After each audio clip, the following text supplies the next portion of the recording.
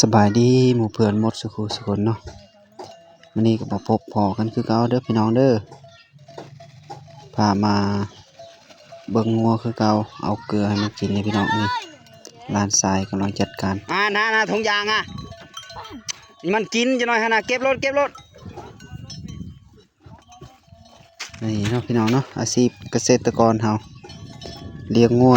เลี้ยงสัตว์เนาะไปวันๆเลยเนาะพี่น้องเนาะบรรยากาศทงไห่ทงนายามเที่ยงพี่น้องยามแดดกาดีมันนี้เนาะแดดร้อนแห้งพี่น้องประมาณ31-32องศาเนาะแดดร้อนแห้งตอน11 โมงกำลังร้อนเลยพี่น้องเอ้ยร้อนแท้ร้อนว่าเนาะหญ้าจนแห้งตายหมดแล้วพี่น้องหญ้าก็ได้เนาะจนงัวจะบ่มีหญ้ากินแล้วพี่น้องเอ้ยเสียดายอันนั้นไอ้ต้นมาน้อยต้นงัวเนาะจอยในช่วงนี้เนาะกินบรรยากาศเนาะพี่น้องเนาะส่วนหนึ่งก็ไปหากินแล้วส่วนหนึ่งก็ได้กินเกลืออิ่มแล้วก็ไปเนาะกินเกลือแล้วก็ไปอีกส่วนหนึ่งกำลังกินเกลืออยู่พี่น้องพามาเบิ่งบรรยากาศทงไห่ทงนาคือเก่าเด้อพี่น้องเด้อกับฟูงงัวฟูงควายเนาะฟูงสัตว์เลี้ยงพี่น้องอยู่ซ้ายออกมันบ่มีอย่างไรชีวิตชาวไร่ชาวนาเฮาพี่น้องเกษตรกรอยู่แบบพอเพียงอยู่กับทงไห่ทงนาฟูงงัวฟูงควายกับบรรยากาศดีๆพี่น้อง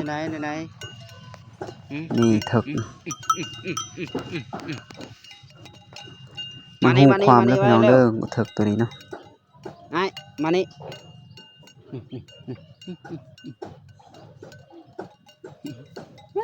มันหูจักความเนาะเห็นย่างไปไก่มันย่างเข้ามาโลดพี่น้องย่างเข้ามาเลียเขาเนาะมันหูจักความเลยพี่น้องนี่เต้ไก่สิทธิ์มันตลอดเนาะพี่น้องเนาะไก่สิทธิ์ติดแทดมันให้มันบริยานเขาเนาะมันหูจักความเลยพี่น้องถ้าได้ไก่สิทธิ์ติดแทดมันอันนี้เฉพาะแห้งเดือนหนึ่งออกเทื่อหนึ่งเนาะเดือนหนึ่งออก2 เทื่อ3 เทื่อโอ้นฟูงหันกำลังกินหญ้าอยู่พี่น้องกำลังกินหญ้าอยู่ฟูงหันเนาะกับบรรยากาศธรรมศาสตร์บ้านเฮาพี่น้องภูผาป่าไม้ทงหญ้าเนาะบรรยากาศดีเนาะมาเฮานี่คลิปก็ได้จบลงเพียงเท่านี้แล้วพี่น้องเด้อมากดไลค์ถึกใจกดแชร์ให้แน่พบกันในคลิปต่อไปเนาะขอบใจหลายๆบ๊ายบาย